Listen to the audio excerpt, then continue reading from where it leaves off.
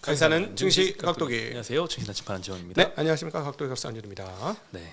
드디어 반영을 조금 했어요. 드디어. 근데 장중에는 마이너스였습니다. 어디가요? 시장이 마이너스에다 좀 차츰 오늘 정말 재미난 게 계속 우상향하면서 끝나는. 초기에 그랬죠. 예. 마이너스가 났었어요 아침에. 예.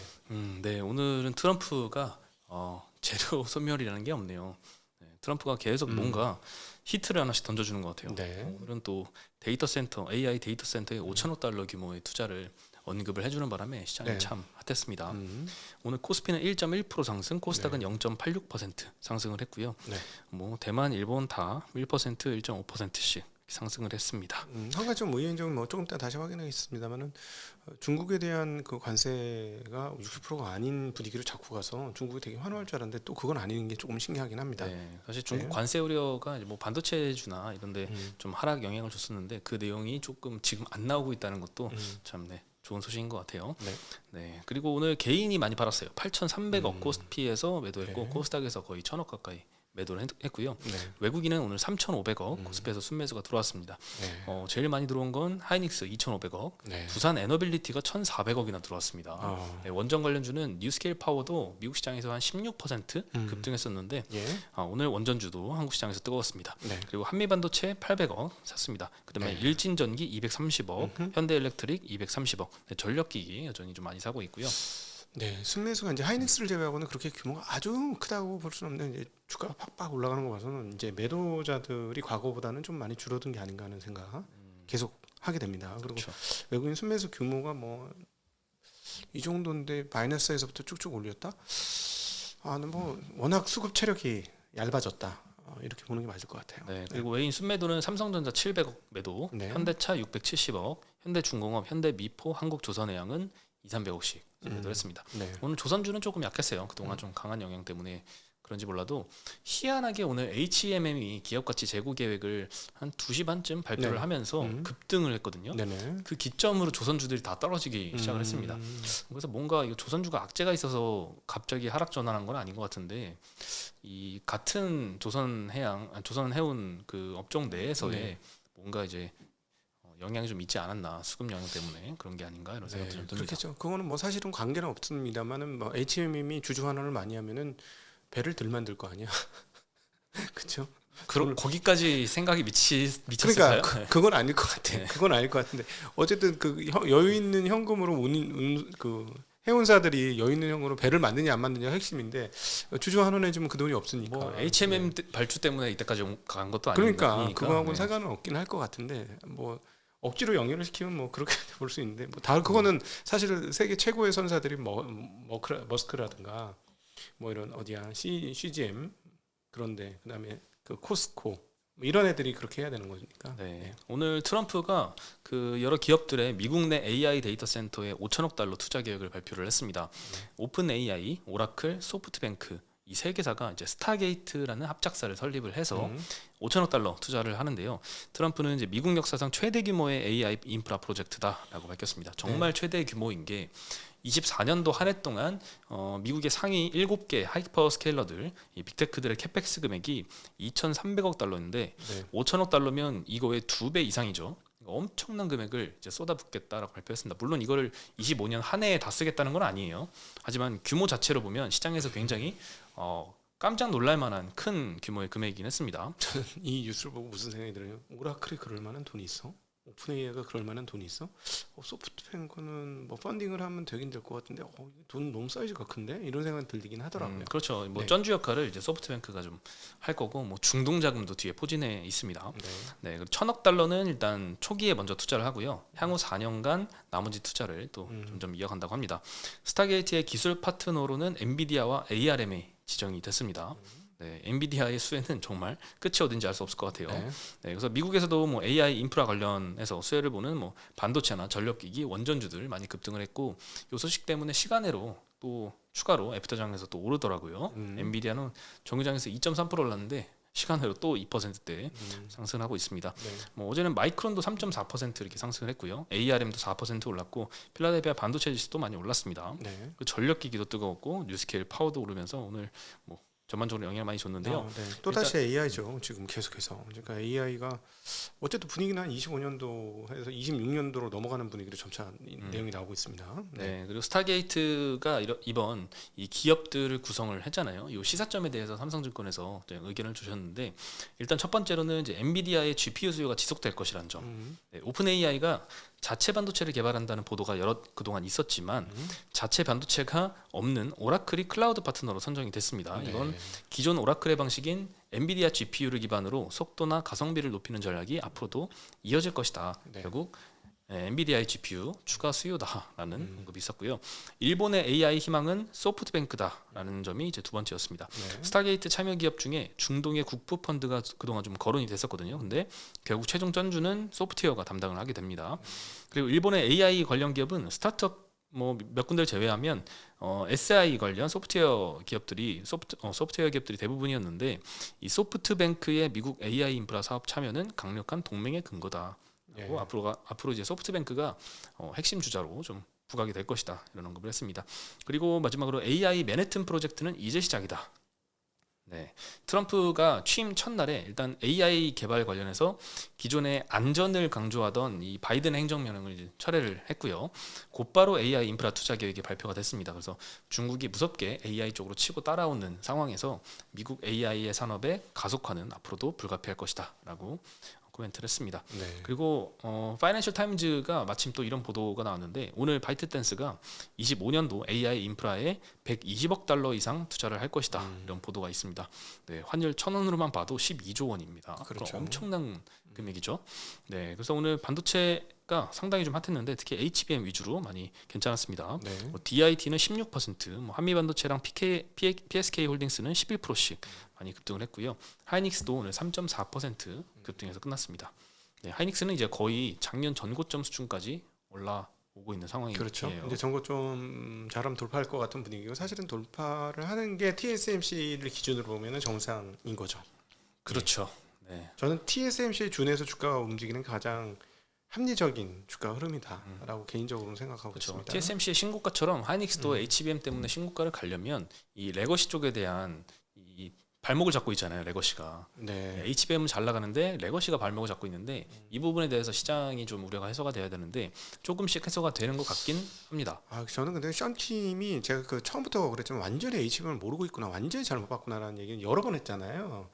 근데 참 아니 주식의 총매라는 걸 생각할 때 레가시 쪽에서의 그 이익률이 떨어지는 거하고 생각해 보면 최신 선단 공정을 계속해서 독점적으로 위치를 유지한다는 거에 프리미엄하고 비교해 보면 이쪽 디스카운트 갖고 이쪽 프리미엄 있고 난 그게 이해가 안 되는 거야 션킴의 얘기가. 그러니까 이게 드디어 이제 이런 흐름들이 오긴 하네요. 자, 삼성전자는 원비를 재설계해야겠다는 그것도 이따 말씀드리고요. 일단 먼저 골드만삭스가 하이닉스의 목표가를 또 상향을 했습니다. 그 시안킴 모건 스탠리는 하이닉스를 굉장히 부정적으로 보고 있고 심지어 26년도 영업이익이 2.8조, 28조도 아니고 2.8조 낼 것이다. 거의 뭐 HBM 다 가로 될 거다 이런 전망을 한 것 같은데 일단 골드만삭스는 계속 좋은 의견 내고 있어요. 컨빅션 바이 의견입니다. 강력 매수. 4분기 영업이익은 컨센이 지금 8조 원이거든요. 그러니까 다른 이제 국내 증권사들 보통 이제 7.8조 요 정도 많이 내고 있어요. 근데 이제 영업이익으로 8.3조 원을 전망을 하고 있고요. 디램에서 7.5조, 낸드에서 0.8조 전망을 하고 있습니다. 이번에 추정치를 조금 바꿨는데 HBM3E가 차지하는 비중이 점점 늘어나면서 디램 ASP 상승률을 기존의 8% 상승 전망하다가 10%로 상향 조정을 했고요. HBM의 디램 내 비중은 3분기에 30%였는데 4분기에는 40% 이상으로 증가할 거다. 하이닉스가 목표가 40%였죠. 이거 40%를 넘길 것이다라고 보고 있습니다. 그래서 디램 부분은 영업이익률이 52% 나왔을 것으로 추정을 하고 있고요. HBM이 이렇게 호조를 보이니까 25년도와 26년도 HBM 매출 추정치를 기존 대비 11%, 21%씩 상향을 시켰습니다. 26년도 이 HBM 매출 추정을 21% 상향을 한 건 참 큰 것 같아요. 새로운 수요가 좀 늘어났다라고 판단을 한 것 같습니다. 반면에 컨벤셔널은 발목을 잡고 있죠. 컨벤셔널 쪽 D램은 25년, 26년도 매출 추정치를 이제 마이너스 13%, 마이너스 14%씩 하향을 시켰습니다. 결국 HBM이 올라가려고 뻗어나가려고 하는데 발목을 잡고 있으니까 못 가고 있는데 그래도 앞서 나가는 게 조금 더 많다라고 전망을 했어요. 그래서 25년도, 26년도 EPS 추정치를 기존 대비 1%, 10%씩 상향을 시켰습니다. 근데 이제 그 일반적인 우리 뭐 컨벤셔널 뭐 등등 여러 가지 이름을 달아서 레거시 반도체 분야를 얘기를 하는데 저는 이제 중국의 이관신 시작되지 않습니까? 네. 그다음에 이제 500위안의 그 보조금을 지급을 합니다. 그 저기에 네. 핸드폰에 중국 사람이 경기가 어려우니까 저축만 열심히 하고 아주 내피카 그런 상황들이었거든요. 과연 이관신이 나왔음에도 불구하고 사용하지 않을까? 근데 이제 기본적으로 한국의 디램 업체들은 뭐 한국 삼성전자의 폰만 잘 팔리는 게 아니라 일단 휴대폰 총 판매량만 늘어나면 분명히 좋아지는 거잖아요. 그러니까 사실은 서버 시장도 굉장히 큰 시장이지만 개수 시장으로는 디램 시장에서는 휴대폰 시장이 큰데 그 중에서 제일 큰 시장이 약 한 3억 대 정도를 소비해주는 중국 시장이 어떻게 되느냐. 이 부분이 만약에 늘어난다면 상황 달라질 수도 있어요. 이건 분명히 저는 염두에 둬야 되는 그렇죠. 점이라고. 근데 우려되는 점은 중국 폰을 요즘에 중국 사람들이 많이 사잖아요. 네. 애플도 안 사고 갤럭시는 원래 안 샀고 중국 폰을 위주로 많이 사는데 중국의 메모리를 네. 중국 내에서 다 수급을 하니 예전에는 삼성 하이닉스 것 갖다 써서 중국의 스마트폰 수요 증가가 메모리 반도체의 업사이클로 나타났다면 이제는 그 정도가 조금 축소되지 않았을까 이런 걱정은 좀 됩니다. 축소는 돼도 그래도 다 수급 다 커버리지 못할 겁니다. 아직까지 뭐 그 정도까지 다 하지 못할 거고 그렇다면 이제 모든 핸드폰이 DDR4를 다 쓸 수는 없어요. 그렇죠. 신형은 그리고 그렇다고 사이즈가 엄청나게 큰 DDR5를 쓴다? 전 그건 말도 안 된다. 왜냐하면 핸드폰은 그 사이즈가 크다는 건 그 전력 소모가 많다는 거기 때문에 안 돼요. 그거는. 그래서 좀 그 분명히 이거는 개수만 늘어나면 한국한테 호재가 아닐 수가 없다라고 네. 보고 있어요. 네, 그리고 삼성전자의 악재가 어제도 원시 개발을 6개월 늦췄다라는 네. 소식이 있었는데 원비 디램 설계도 변경을 한다라고 보도가 나왔습니다. 네. 그래서 악재가 연이어서 대형 악재가 터지고 있는데 일단 하이닉스 같은 경우에는 2월부터 원시 대량 양산을 시작한다고 했죠. 이것과 네. 상당히 좀 대비가 되는 소식입니다. 일단 원비 공정으로 그래픽 디램과 모바일 디램을 23년도에 삼성전자가 업계 최초로 양산을 했는데 1년 넘게 제조한 공정을 설계부터 바꾸는 것은 상당히 좀 이례적이다라는 평가가 좀 많습니다. 이거는 저기가 안 된 거야. 네.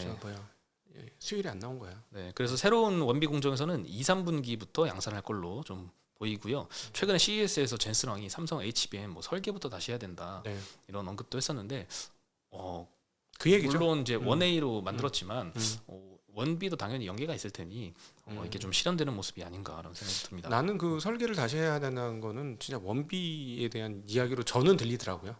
이건 원A로 안 되니까 니네 원비로 남들처럼 해야 되는데 그러려면 너 설계부터 다시 해. 라고 저는 그렇게 들렸어요. 네. 제 입장에서는. 그래서 결국 그렇게 가는구나. 네. 근데 만약에 지금 얘기한 것처럼 몇 분기 예상한다고요? 2, 3분기 정도에 2, 3분기만 돼도 나는 양호하다고 보는데 이거? 그렇죠. 왜냐하면 이거 마스킹 새로 뜨려면 6개월 이상 걸릴 거예요. 되게 걸릴 거거든 원비. 근데 뭐 새로 시작하는 거에 대해서는 뭐 제가 보기엔 이겁니다. 일단 원비도 수율이 안 나오니까 이 상태로 못 갖고 간다는 거야. 그게 첫 번째 이유일 것이고, 그다음 제가 생각했던 두 번째 이유는 뭐냐면 원비를 지금이라도 해가지고 2, 3분기에 만약에 진짜로 만들어 준다면 그걸 가지고 HBM을 만들 수 있거든. 그럼 HBM 8단, 12단은 만들 수 있거든요. 근데 그 시장이 없어지는 시장은 아니잖아요. 없어지는 시장은 아니죠. 예. 네. 마진이 뭐 60%에서 30% 축소된다고 할지라도 일반 디램보다는 나은 시장일 거거든. 그러니까 그 시장은 먹어야 되겠다는 생각을 했다면 이건 두 번째로, 그러니까 양산 수율이 안 나와서 하는 게 첫 번째. 두 번째는 HBM, 옛날 HBM이라, 그러니까 그 레거시 HBM이라고 표현해야 되나? 뭐라고 해야 되나? 그러니까 최신 선단 공정 이전 단계의 HBM이라도 팔아 먹으려면 필요한 과정이었다라고 볼 수 있을 것 같아요. 네. 그리고 트렌드포스의 12월 리포트에서 삼성전자가 1분기 낸드 생산을 25% 감축한다라는 감축할 것이다라는 네. 예상이 좀 나왔습니다. 낸드용 웨이퍼 투입량이 일단 작년 4분기는 월 56만 장에서 올해 1분기는 42만 장으로 25% 감축할 걸로 예상을 했고 네. 올해 4분기까지는 40만 장까지 또 추가로 계속 축소될 걸로 예상이 됐습니다. 네. 낸드 시황은 워낙 안 좋고 네. 마이크론과 하이닉스도 마찬가지로 생산을 이렇게 축소를 감산을 하거나 최소한 유지하는 정책을 계속 쓰고 있습니다. 네, IT 수요도 약세를 보이고 있고 중국에서 YMTC가 낸드 공급을 상당히 좀 많이 하는 점도 좀 영향을 미친 것 같아요. 그리고 이제 낸드에서 YMTC가 이제 시장 교란을 하고 있다면 D램에서는 CXMT가 많이 하고 있는데 CXMT가 이제 중국의 보조금바를 많이 받다가 이제는 자체적으로 뭔가 해결하려는 움직임을 보이고 있습니다. 이제 연내에 홍콩 증시에 상장할 거다 이런 상장을 고려하고 있다는 소식이 나왔는데요.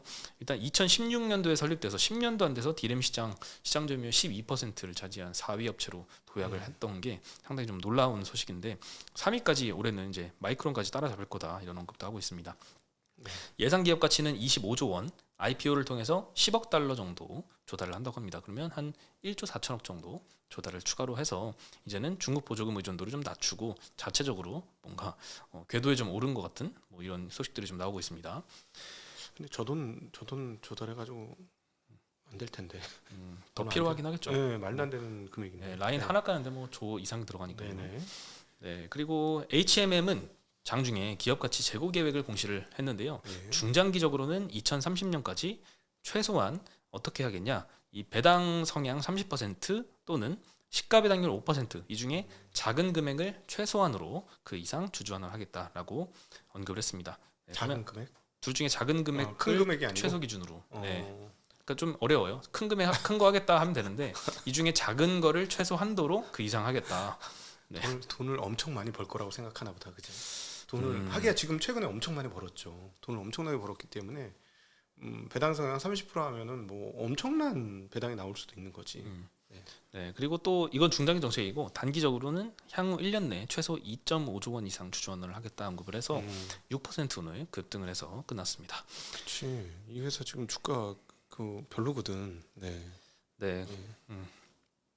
네, 그리고 이제 테슬라가 옵티머스를 매주 600대씩 생산을 하겠다라는 계획을 공급업체들한테 전달을 했다라고 합니다. 네. 요거는 이제 트위터 X에서 크리스 청이라는 사람이 쓴 내용인데 이 사람이 도대체 누구야 하고 퍼플렉시티에 쳐보니까 상당히 신뢰도가 높은 정보원이라고 하더라고요. 네, 1월 9일 날 저도 이제 방송에서 말씀을 드렸는데 일론 머스크가 인터뷰를 했었어요. 올해 몇천 대의 옵티머스를 생산할 것이다. 그리고 26년도에는 10배 늘려서 5만에서 10만 대 할 것이다. 27년에는 또 10배 늘린다라고 했는데 25년도에는 몇천 대 생산하겠다고 했거든요. 근데 오늘 저 소식이 맞다면 매주 600대 한다고 했으니까 몇천 대 할 수 있는 거지. 네, 10주만 해도 6천 대예요. 근데 올해 지금 많이 남았잖아요. 물론 지금부터 네. 600대 바로 찍어낼 수는 없겠지만 그건 아닐 거예요. 네, 네. 뭐한 10,000대, 20,000대도 넘을 수도 있지 않을까. 네, 그러면 상당히 좀 훨씬 더 시기를 앞당기고 있는 것 같습니다. 네. 네. 그 테슬라는 목표가가 계속 상향됐으면 500불짜리 리포트도 좀 나오고 하더라고요. 나왔었죠. 네. 네, 그리고 VT가 리들샷이라는 대표 제품이 있잖아요. 이게 중국에서 약품 감독 관리국의 위생 허가를 취득을 했다고 합니다. 이 허가는 이제 해외 화장품 기업이 중국 내에서 제품 판매를 하려면 네. 무조건 받아야 되는 필수 인증이라고 하고 이 허가받은 제품은 대표 제품인 리들샷 100 그리고 주요 제품 라인업이라고 하는데 리들샷은 이제 이름을 바꿔서 중국 시장에서는 크리스탈 에센스라는 이름으로 진출을 한다라고 합니다. 네. 그래서 타오바오, 티몰 이런 데 먼저 입점을 하고 현지 인플루언서 통해서 마케팅을 한다고 합니다. 예. 이 이후에도 이 해외 진출 계획은 계속 쭉쭉 짜여져 있는 것 같아요. 1월 달에 미국 얼타뷰티 온라인 판매 시작하고 3분기에는 미국 얼타의 오프라인 전매장에 입점한다고 합니다. 2분기에는 미국 코스트코까지 입점을 할 계획이라고 합니다. 예. 화장품주는 여전히 잘 나가는 것 같아요. 한국이 잘할 수 있잖아. 이쁘잖아. 한국 사람들이 멋있고. 그렇죠. 네. K 아이돌이 많이 한국의 미를 좀 알린 것 같아요. 그리고 은행주에 대한 리포트가 나왔습니다. 한창 지금 시장에서 조금 잊혀진 업종인 것 같은데요. 일단 주주환원율이 상당히 은행주의 주가에는 중요한데 유안타 증권에서는 계속 주주환원이 올라갈 것이다라고 언급을 하고 있습니다. 네. 일단 은행의 평균 주주환원율 추이를 보면요. 배당 성향은 그대로입니다. 근데 자사주 매입률이 올라가서 총 주주환원율은 계속 상향될 걸로 보고 있습니다. 네. 네, 배당 성향이라는 건 순이익 100 벌면 그 중에 뭐 얼마를 배당을 할 거냐인데 그 비율은 그냥 그대로로 예상을 하고 있거든요. 근데 자사주 매입은 원래 안 하다가 23년도부터 급격히 늘어나서 뭐 일부 은행주 같은 경우에는 최대한 40%까지 자사주 매입률이 올라갈 걸로 좀 보고 있습니다. 네. 이렇게 자사주 매입 열심히 하고 있는데 은행들의 환원액 중 자사주 매입액 비중은 24년도에 24%인데 26년도에는 40%까지 확장이 될 거고 KB금융이나 신한지주의 자사주 매입액은 비중이 한 50%까지 전망을 하고 있습니다. 절반은 배당으로 환원하고 절반은 자사주 매입 소각으로 환원을 한다는 거죠. 네, 사실 세금 효과 제외하고는 둘 다 뭘 하든 동일한데 자사주 매입이 조금 더 좋긴 하죠. 세금 효과를 고려하면. 네. 네, 어쨌든 뭐든 많이 해줬으면 좋겠습니다. 네, 근데 최근에 시중은행 주가는 조금 약한 모습 보이고 있거든요. 네. 네, 그거는 이제 4분기 실적이 컨센을 하회할 가능성이 좀 있기 때문이다라고 언급을 했고 네. 반면에 지금 지방은행이랑 기업은행은 주가가 엄청 좋습니다. 막 사상 최고치 가려고 하고 있는데 최근 신고가 가려고 하고 있는데 4분기 배당이 상당히 좀 큰 종목들이라는 특징이 좀 있더라고요. 네. 그래서 배당 기준일이 원래는 12월 말에서 다 바뀌었잖아요. 그 내용을 한번 보여드리면 일단 기업은행은 4분기 배당 수익률만 7%대가 나옵니다. 7.3% 예상이 되고 나머지 DGB, 뭐 BNK, 우리금융은 4, 5%씩 나옵니다. 이게 이제 연말 기준으로 딱 한 번만에 저렇게 배당을 확 많이 받을 수 있기 때문에 그 기대감 때문에 최근 주가가 계속 올라가고 있는데 작년을 한번 돌아보면 배당 기준일이 2월달 말에 대부분이 포진이 되어 있었습니다. IBK 기업은행만 3월 말이고요. 그래서 올해 2월 말 때 갖고 있다면 주식을 저 배당을 받을 수가 있다는 거죠. 물론 배당락을 고려해야겠지만요. 그래서 최근에 주가가 많이 좀 견조한 게 저런 4분기에 고배당 받을 수 있는 기업들 위주로 그런 은행주 위주로 굉장히 견조한 것 같습니다. 네. 네, 그리고 은행의 주주 환원 수익률을 보면요. 기업은행은 4분기 현 주가에 매입을 했을 때 배당과 자사주 매입으로 벌어들일 수 있는 수익률을 의미하죠. 네, 그게 하나금융은 10.6%, 우리금융은 9.6%, 신한지주는 8.7%, 뭐 국민도 6.8%라서 주가가 하나도 상승을 안 한다라고 했을 때 지금 은행주 사서 자사주 매입이랑 배당 받은 것만 해도 8, 9% 이렇게 받을 수 있다라는 거니까 상당히 좀 높다. 주주는 열심히 하는 것 같다라는 생각이 네. 들고 저게 앞으로 계속 높아질 거잖아요. 25년, 26년 갈수록. 네, 그래서 은행주도 뭐 은행이 예금하는 것보다는 훨씬 나은 대안이 아닌가 이런 네. 생각이 들었습니다. 그러니까는 그 은행들을 제가 이제 곰곰이 생각해 보니까 일단 적이 없어요. 쪼개기 상장이 없어. 그렇죠. 오히려 하나로 뭉쳐놨잖아. 다 대부분 다 지주사 이런 식으로 하나로 뭉쳐놨어. 미국식으로. 게다가 이사회가 되게 독립적으로 움직여요. 그래서 대리인 문제가 다른 일반적인 회사에 비해서 대주주 오너에 비해서 현저하게 적습니다. 진짜 현저하게 적어요.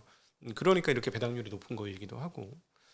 그다음에 이제 그 과거에 비해서 뭐가 조금 달라졌나 봤더니 이제 부동산이 물론 크게 꺼져갖고 막 한 35%씩 빠지면 큰일 날 수도 있지만 과거에 비해서 이번 프로젝트 파이낸싱에서도 봤습니다만은 얘네들이 직접 파이낸싱을 안 해. PF를 다 그 저축은행이라든가 뭐 다른 데로 다 돌렸어. 그리고 신탁사가 갖고 있고 막 이래가지고 과거만큼 그 PF 흔들린다고 옛날만큼 은행들이 안 흔들리더라는 거지.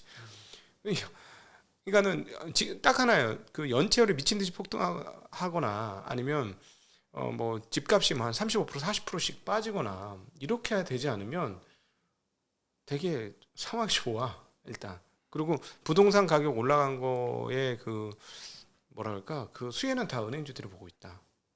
대출을 많이 해줬으니까. 네, 대출 못 갚는 일만 없으면 되는 거죠. 네. 그런 상황입니다. 그렇습니다.